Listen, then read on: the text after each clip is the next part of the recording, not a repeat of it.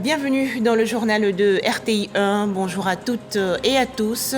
Voici les trois titres.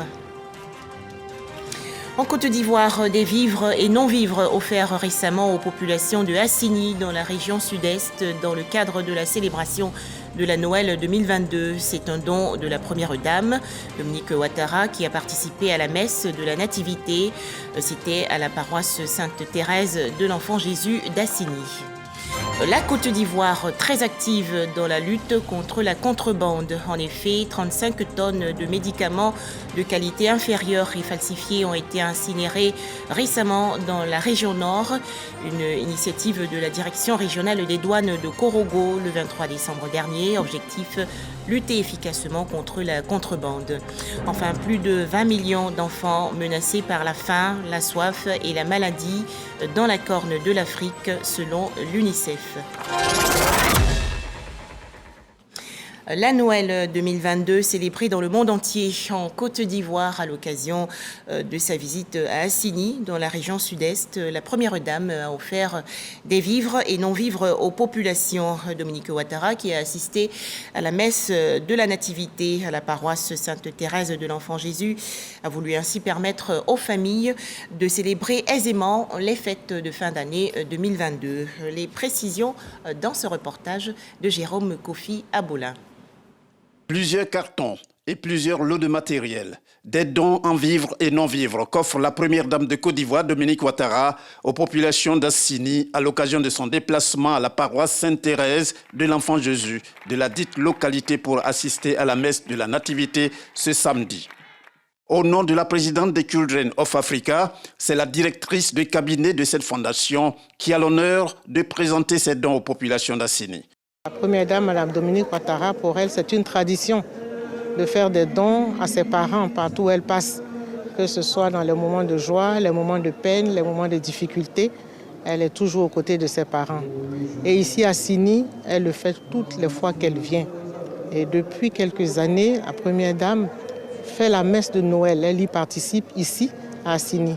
Elle est toujours venue les bras chargés, toujours avec des présents pour les enfants, mais pour les femmes, pour toute la population, pour les jeunes également, personne n'est oublié.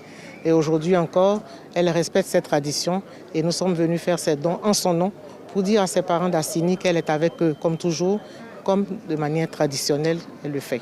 Le représentant du maire d'Assini, tout en saluant ces dons de la part de la Première Dame de Côte d'Ivoire, ne manque pas d'exprimer sa gratitude et celle des populations. La population d'Assini est une population qui, chaque année, bénéficie des largesses de la Première Dame. C'est un honneur et on pourrait dire même qu'Assini a toujours été privilégié dans ce sens. Et pour nous, on ne peut que lui dire merci et dire des bénédictions, implorer le bon Dieu pour que tout ce qu'elle fait pour Assini Mafia, le jour de la Noël, qu'il le lui rende au centuple. Dont d'une valeur de plus de 35 millions de francs CFA, l'objectif visé par la Première Dame de Côte d'Ivoire à travers ce geste, c'est de permettre aux populations d'Assini de terminer l'année en beauté. Sokourala, dans la région ouest du pays. Ces jeunes enfants ont été sages en 2022, raison pour laquelle ils ont reçu des présents dans le cadre de la Noël. Environ 1000 enfants issus de 6 villages du département de Biankouma ont été comblés récemment. Ils ont remercié leur bienfaitrice, Madame Vagondo Diomandé, l'épouse du ministre de l'Intérieur et de la Sécurité. Pour en parler, Walter Amadou. Le Père Noël, très acclamé à Sokourala, c'est à environ 30 km de Biankouma, dans la région du Tonpi. Grâce à la magie de Noël, près de 1000 enfants issus de 6 villages et un campement reçoivent pour la toute première fois des jouets. Une action du couple Vagondo Diomandé qui concourt au bonheur de tout petit en cette fin d'année. Madame Aminata, épouse Vagondo, je voudrais, au nom de mes parents, de mes encadreurs et de mes camarades, vous traduire notre joie de recevoir ces cadeaux. Chère maman, infiniment merci. Nous voudrions voudrons également remercier notre papa Vagondo. Pour joindre l'utile à l'agréable, ces heureux bénéficiaires repartent également avec des kits scolaires. Les donateurs du jour veulent ainsi les inciter à prendre au sérieux leurs études. Les enfants, c'est notre espoir, surtout nous les femmes. Donc tout ce que je peux faire pour les enfants, je le ferai de bon cœur. Et je dis aux enfants vraiment de travailler à l'école. Continuez d'étudier parce que je suis convaincu que parmi vous, il y a des ministres de demain. Mais c'est par le fruit du travail qu'on devient ce que nous sommes aujourd'hui. Faites comme nous, écoutez les parents, soyez disciplinés et je vous souhaite une excellente année scolaire. Élus, cadres et responsables du système éducatif de la région ainsi que le corps préfectoral se sont tous mobilisés autour du général de corps d'armée Vagondo Diomandé et son épouse afin de réussir cette célébration en faveur de l'épanouissement des enfants. Plus de 200 enfants du village de Dodjanyoa, dans la région centre-ouest du pays, ont également reçu il y a quelques jours des cadeaux dans le cadre de la Noël au village, événement organisé par Michel Mambo Sogodogo, journaliste présentatrice à RTI 1. Ces jeunes enfants expriment leur joie au micro de Godefroy Okambawa. Dodjanyoa, à plus de 400 km d'Abidjan dans le canton Pakolo, département de Gagnoa. La magie de Noël s'opère pour plus de 200 enfants. Ils reçoivent des cadeaux des mains du Père Noël. Noël au village est une initiative de Michel Mambo Sogodogo, journaliste à la RTI. Objectif, apporter du bonheur aux enfants en milieu rural, surtout en période de fête de fin d'année. On ne connaissait pas le village, on a juste décidé d'apporter du bonheur à des enfants dans un village. Il n'y a pas de raison, je dis, il n'y a pas de raison qu'à Abidjan, on fasse la fête quand c'est la Noël et qu'on ne puisse pas faire la fête dans un village. Tous les enfants ont droit au bonheur, tous les enfants ont le droit de connaître, de vivre, d'expérimenter la magie de Noël. Noël au village est soutenu par Rani Didis Bakone, la secrétaire exécutive du Conseil national de lutte contre la vie chère. Une direct. Merci maman, merci à maman et on va bien travailler à l'école. C'est une grosse satisfaction que vous nous amenez dans le village parce que les enfants en milieu rural n'ont pas cette opportunité. Et en venant leur offrir des cadeaux, vous les inscrivez dans la joie mondiale de la Noël. Après le passage du Père Noël, place au repas et les enfants n'ont pas boudé le plaisir. Dans les jours à venir, d'autres villages seront visités pour le bonheur des tout-petits.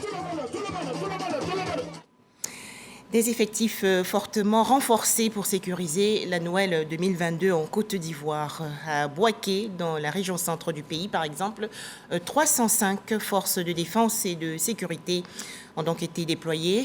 Une initiative des grands commandements de l'armée de la région de Bouaké. Les précisions dans ce reportage de Charles Tatou de RTI Bouaké.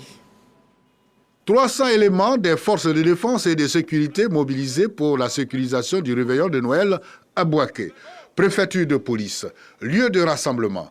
Policiers, gendarmes et militaires invités à faire preuve de professionnalisme dans la sécurisation des personnes et des biens en période de fête. Nous sommes des professionnels et c'est pour cela que nous comptons sur vous pour que au lendemain de ce réveillon, nous ayons 0 incident.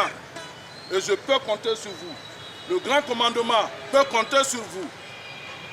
Parce que vous alliez savoir-être et savoir-faire. Après le conseil d'usage, le cap est ensuite mis sur les corridors nord et sud, les principales portes d'entrée de la commune.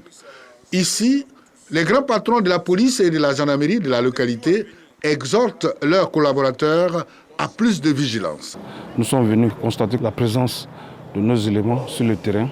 Pour l'instant, la situation sécuritaire elle est calme et il n'y a aucun événement particulier depuis que nous faisons le tour des différents postes où nos collaborateurs assurent la sécurisation des personnes et de leurs biens. Aucun incident n'a été signalé. au terme de la patrouille des forces de défense et de sécurité pour la sécurisation du réveillon de Noël. Un tout autre sujet à présent avec la première édition de la cérémonie de décoration des acteurs de la lutte contre la vie chère.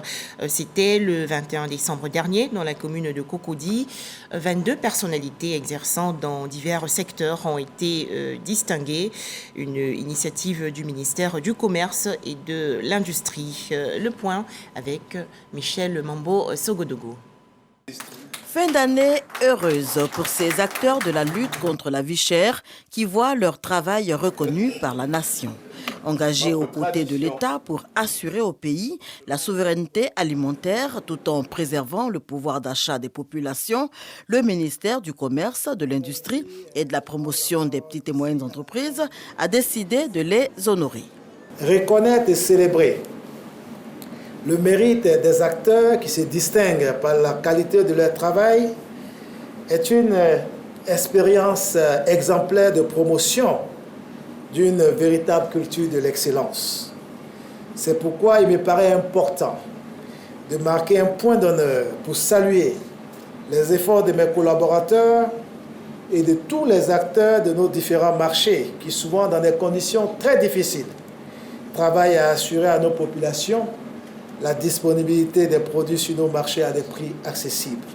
Un commandeur, 5 officiers et 16 chevaliers, au total 22 acteurs de l'administration chargés du commerce intérieur, de la grande distribution, de la filière bétail, viande, poisson, des journalistes, associations de consommateurs, distingués dans l'ordre du mérite national. Une véritable fierté.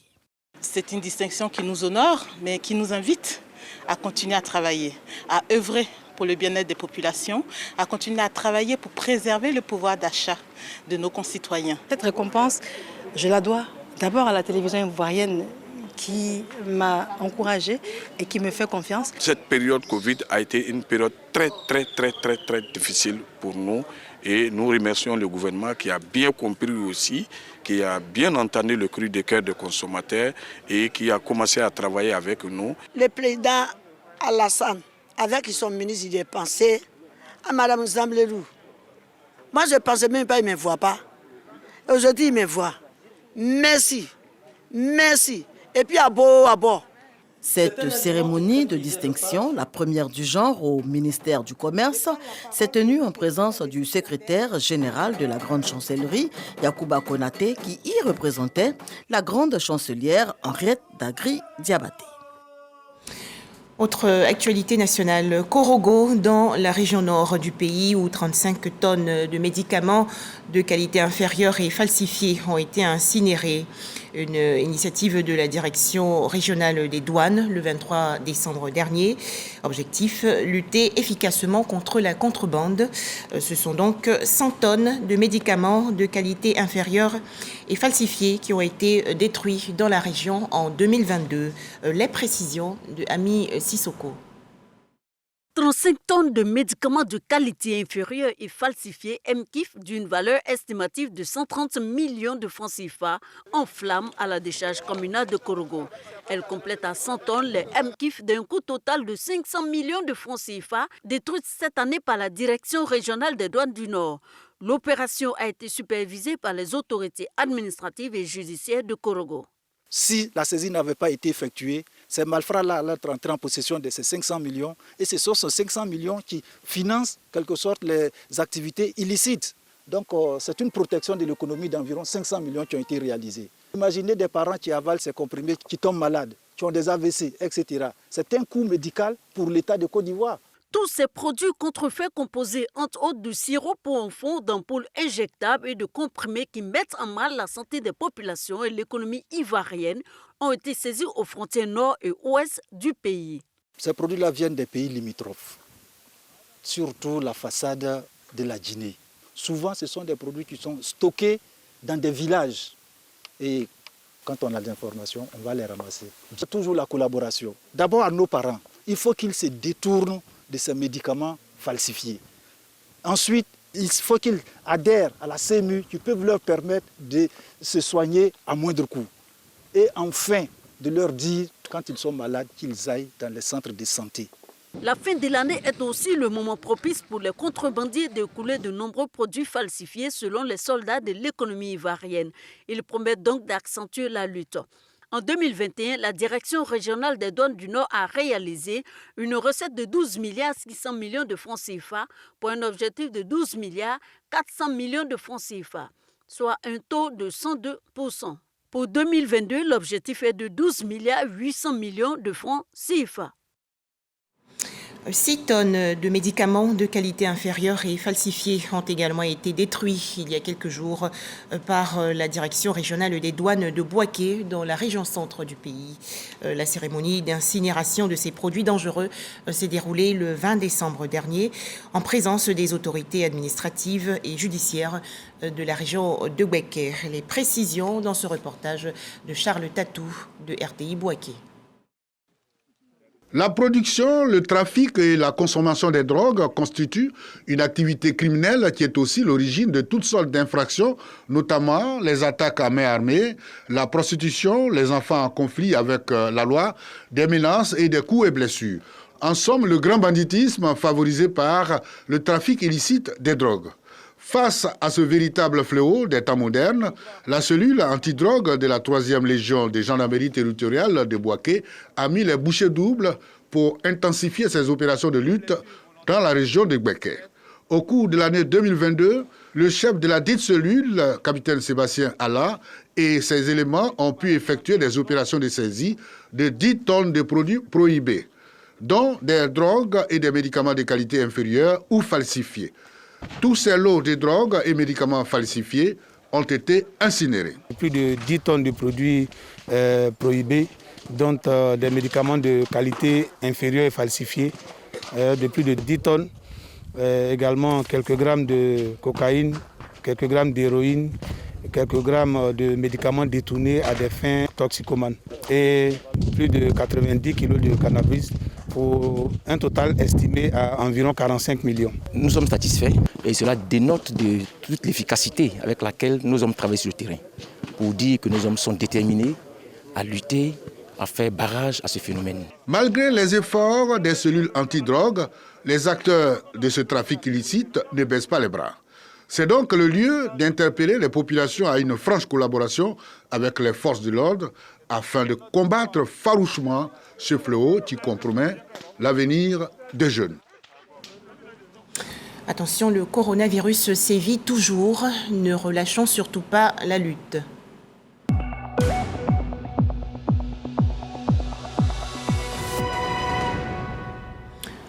4 nouveaux cas de coronavirus enregistrés hier en Côte d'Ivoire par le ministère de la Santé, de l'Hygiène publique et de la couverture maladie universelle.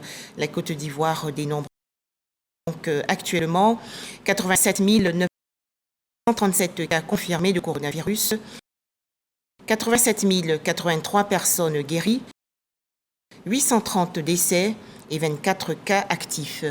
Faisons-nous tous vacciner dans les centres de vaccination. La vaccination est volontaire et gratuite en Côte d'Ivoire. Autre actualité nationale avec cette rencontre organisée récemment à Korogo, dans la région nord du pays, par le ministère d'État, ministère de l'Agriculture et du Développement rural. Il s'agit d'un atelier de diffusion et de partage des résultats de l'inventaire géoréférencé des vergers de manguiers. Objectif, renforcer les actions de développement de la filière mangue. Les explications dans ce reportage de Kader Sogodogo de RTI Bouaké. Les acteurs de la filière mangue et des structures techniques du ministère d'État, ministère de l'Agriculture et du Développement rural, notamment le programme d'appui au développement des filières agricoles, PADFA, sont en conclave à Korogo. Un atelier pour faire un état des lieux suite à une étude réalisée dans le cadre de l'inventaire géoréférencé des vergers de manguiers. Une étude réalisée dans 5 régions, Béquin, Ambol, Poro, Tchologo et Bagoué. L'identification du verger qui est faite et dont les résultats viennent d'être remis à l'interfonctionnement vont permettre à l'interfonctionnement de faire une traçabilité de la production qu'ils sont en train de collecter pour l'exploitation. Le fichier qui permet de savoir que le producteur qui se trouve dans le village X a produit telle quantité de mangue et cette quantité de mangue-là a été vendue sur le marché et c'est parti à telle destination. Pour les 5 régions, on dénombre 3 988 producteurs de mangue établis sur 17 731,83 hectares. Des données qui permettront d'intervenir efficacement pour le développement de la filière mangue. Acteurs et encadreurs partagent la vision. Par cet atelier-là, nous tendons vers une filière qui s'adapte aux réalités du moment, sachant que l'Union européenne a des recommandations.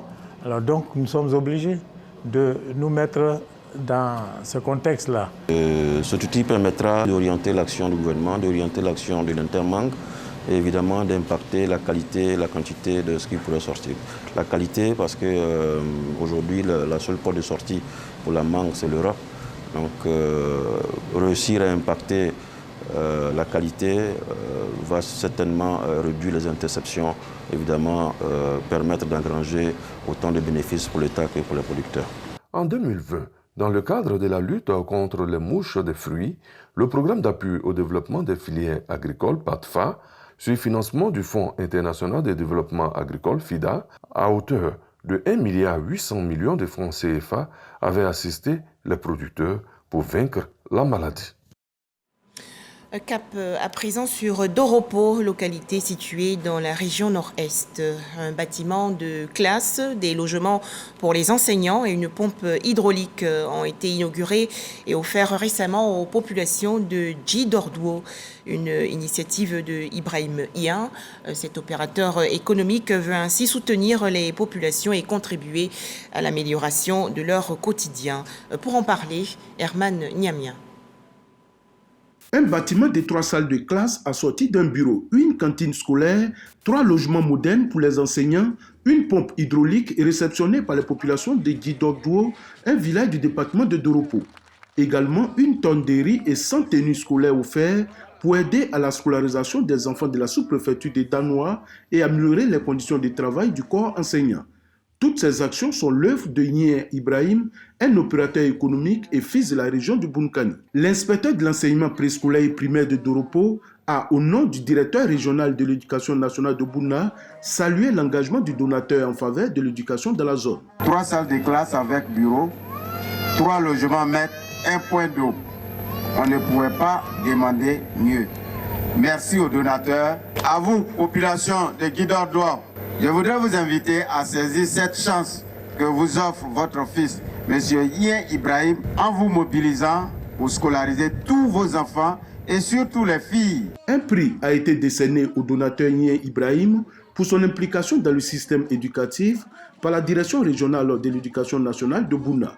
Le coût de ces travaux réalisés s'élève à plus de 50 millions de francs CFA. En image, l'inquiétude du Fonds des Nations Unies pour l'enfance concernant la situation dans la Corne de l'Afrique. En effet, plus de 20 millions d'enfants sont menacés par la faim, la soif et la maladie dans cette région, notamment en Éthiopie, au Kenya et en Somalie. Dans un rapport publié récemment, l'UNICEF précise que le changement climatique, les conflits, l'inflation et les pénuries de céréales touchent cruellement la Corne de l'Afrique. Retour en Côte d'Ivoire avec cet important communiqué de la Direction générale du protocole d'État, communiqué relatif à la cérémonie de présentation des vœux du Nouvel An 2023 au président de la République Alassane Ouattara. Ce sera le jeudi 5 janvier 2023. Suivons ensemble attentivement. Cérémonie de présentation des vœux de Nouvel An à son Excellence M. Alassane Ouattara, président de la République, aura lieu le jeudi 5 janvier 2023 de 9h à 12h30 au Palais de la Présidence de la République, selon l'ordre de passage ci-après. 7h30, 8h30. Installation des hautes personnalités de l'État. Monsieur le vice-président de la République, Monsieur le Premier ministre, chef du gouvernement, Monsieur le président de l'Assemblée nationale, Monsieur le président du Sénat, Mesdames et messieurs les présidents des institutions de la République, Madame et messieurs les ministres d'État, messieurs les ministres à la présidence de la République, mesdames et messieurs les ministres, Madame et messieurs les ministres, gouverneurs des districts autonomes, monsieur le directeur de cabinet du vice-président de la République, monsieur le directeur de cabinet du Premier ministre, monsieur le secrétaire général du gouvernement, Madame la secrétaire générale adjointe de la présidence de la République et des membres du groupe 1. 9h, 9h20. Présentation des vœux, groupe 1. Mesdames et messieurs les chefs de mission diplomatique, mesdames et messieurs les représentants des organisations internationales, mesdames et messieurs les consuls honoraires, mesdames et messieurs les ambassadeurs au département central. 9h20, 9h30. Installation du groupe 2. Les bureaux des institutions de la République ci-après. Assemblée nationale, Sénat, Conseil constitutionnel, Cour de cassation, Conseil d'État, Cour des comptes, Conseil économique, social, environnemental et culturel, Grande chancellerie, Médiature de la République, Commission électorale indépendante, Haute autorité pour la bonne gouvernance, Inspection générale d'État. Messieurs les procureurs généraux près la Cour de cassation et le Conseil d'État et la Cour des comptes. Messieurs les premiers avocats généraux des parquets généraux près la Cour de cassation, le Conseil d'État et la Cour des comptes. Madame et messieurs les premiers présidents des cours d'appel d'Abidjan, de Bouaké, de Daloa, de Korogo et de commerce. Madame et messieurs les procureurs généraux près les cours d'appel d'Abidjan, de Bouaké, de Daloa, de Korogo et de commerce. Mesdames et messieurs les présidents des tribunaux de première instance d'Abidjan, de Yopougon et de commerce. Messieurs les procureurs de la République près les tribunaux de première instance d'Abidjan, de commerce et de Yopougon. Monsieur le bâtonnier de l'ordre des avocats de Côte d'Ivoire. 9h50, 10h20. Présentation des vœux, groupe 3. 9h50, 10h. Installation du groupe 3. Mesdames et messieurs les préfets de région, Madame et messieurs les présidents des conseils régionaux, Mesdames et messieurs les membres du bureau de l'Union des villes et communes de Côte d'Ivoire, Messieurs les maires du district d'Abidjan, Monsieur le maire de la commune de Yamoussoukro, Mesdames et messieurs les présidents ou secrétaires généraux des partis et groupements politiques. 10h20, 10h50. Présentation des vœux, groupe 4. 10h20, 10h30, installation du groupe 4. Monsieur le général de corps d'armée, chef d'état-major général des armées. Monsieur le général de corps d'armée, commandant supérieur de la gendarmerie nationale. Monsieur l'administrateur général, directeur général de la police nationale. Monsieur le directeur général des douanes. Monsieur le directeur général des affaires maritimes et portuaires par intérim. Monsieur le directeur général des forêts et de la faune et leurs collaborateurs. 10h50, 11h20. Présentation des vœux, groupe 5. 10h50, 11h. Installation du groupe 5. Monsieur le président de l'Académie des sciences, des arts, des cultures d'Afrique et des diasporas africaines, ASCAD. Madame et messieurs les présidents des universités publiques de Côte d'Ivoire. Madame la présidente du Conseil national des droits de l'homme de Côte d'Ivoire. Messieurs les présidents des autorités de régulation. Messieurs les présidents des chambres consulaires. Mesdames et messieurs les présidents de conseils d'administration et directeurs des entreprises publiques et parapubliques. Messieurs les présidents de la Confédération générale des entreprises de Côte d'Ivoire, CGECI, de la plateforme unique des petites et moyennes entreprises, PU-PME, et de la Fédération ivoirienne des petites et moyennes entreprises, FIP-PME. Monsieur le président de l'Association professionnelle des banques et établissements financiers de Côte d'Ivoire, AP-BEFSI. Monsieur le président de l'Association des sociétés d'assurance de Côte d'Ivoire. Mesdames et messieurs les présidents des ordres et organisations professionnelles. Messieurs les secrétaires généraux des centrales syndicales, UGTCI, Dignité, Humanisme, FESACI, UNATRCI. Monsieur le président du Haut Conseil du patronat des entreprises du transport routier. Monsieur le président de la Fédération nationale des commerçants de Côte d'Ivoire. Monsieur le président de la Ligue ivoirienne des droits de l'homme, LIDO. Monsieur le Président du Mouvement ivoirien des droits de l'homme, MID. Monsieur le Président d'Action pour la protection des droits de l'homme, APDH. 11h20, 11h55. Présentation des vœux, groupe 6. 11h20, 11h30. Installation du groupe 6. Monsieur le vice-président et 30 membres du directoire de la Chambre nationale des rois et chefs traditionnels. Monsieur le président et 30 membres du Forum national des confessions religieuses. Monsieur le président et 30 membres du Conseil supérieur des imams, COSIM. 12h30, fin de la présentation des vœux de Nouvel An à Monsieur le président de la République. Un cocktail est offert par le chef de l'État dans les jardins du palais de la présidence de la République au terme de chaque passage. 12h30, fin de la cérémonie. Les personnalités ci-dessus citées sont priées de se présenter à la cérémonie 30 minutes au plus tard, avant l'heure de passage indiquée dans le présent communiqué. Les cartons d'invitation sont à retirer au ministère d'État, ministère des Affaires étrangères, de l'intégration africaine et de la diaspora, auprès de la Direction générale du protocole d'État, du mardi 27 au vendredi 30 décembre 2021, de 9h à 17h. Voilà, merci de nous avoir suivis. Excellent lendemain de Noël 2022 à toutes et à tous sur RTI 1.